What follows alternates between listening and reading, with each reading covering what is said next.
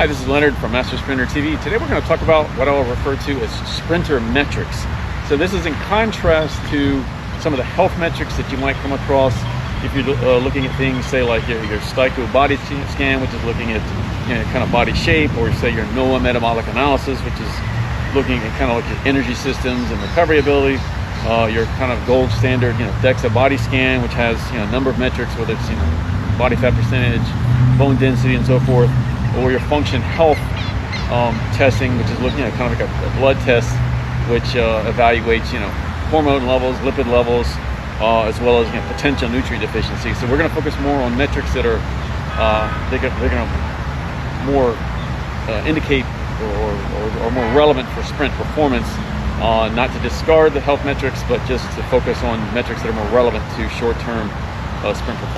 Okay, the first measure we're going to discuss is heart rate variability. Now, it's a measure of the autonomous nervous system and kind of a way to determine if we have, it's kind of like an early warning sign for overtraining, deterioration and recovery.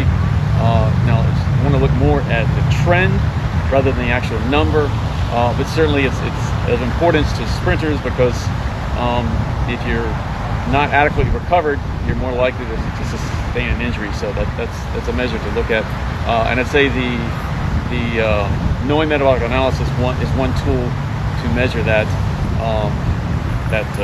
particular metric. So the next measure is visceral body fat. Now, body fat percentage overall is kind of is a health metric, but body fat is not necessarily bad in per se. We're not trying to compare ourselves to elite athletes, but it's the visceral body fat, which is kind of puts pressure on organs, that's more problematic. And so if you look at say a metric like body height to waist circumference, and kind of track that over time, that is a metric that is of relevance to sprinters. Excess body fat obviously is going to slow you down, so that is certainly a metric to be aware of. Okay, the next metric we're going to discuss is squat strength. So we're not necessarily going to attempt to do 1 rep maxes as master athletes, but kind of a 3 to 5 rep squat could be a surrogate there, and just kind of tracking that over time. Again, we're not trying to compare ourselves to elite athletes, but just tracking our own personal squat strength. And what this does is there's a correlation between squat strength and one's ability to produce force coming out of the blocks and during acceleration. So squat strength is certainly a metric to be aware of and to track.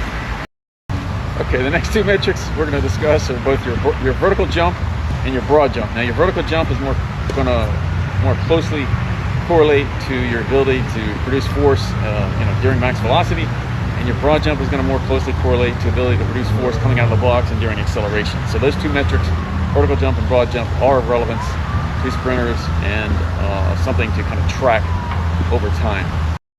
Okay, the next thing we're going to discuss is basically your sleep quality and consistency. So your sleep quality and consistency will affect hormone levels and recovery abilities.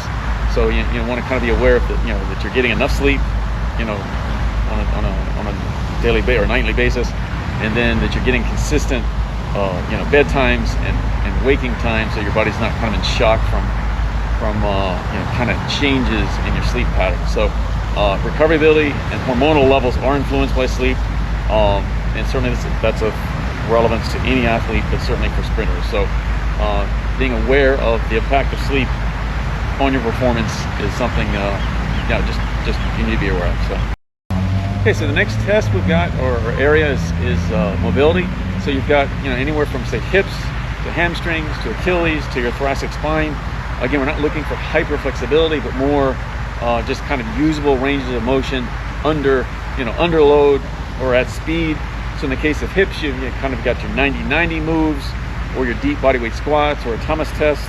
In the case of your hamstrings, and kind of like a straight leg raise. Your thoracic spine would be kind of a seated trunk rotation, or even kind of a wall rotation. And then in the case of your Achilles, you've got kind of a needle wall drill. There's a channel that I like, it's Moves Method, and she gives you a lot of mobility movements. But again, mobility is relevant for sprinters because you're moving limbs at high velocity. So do check out that channel.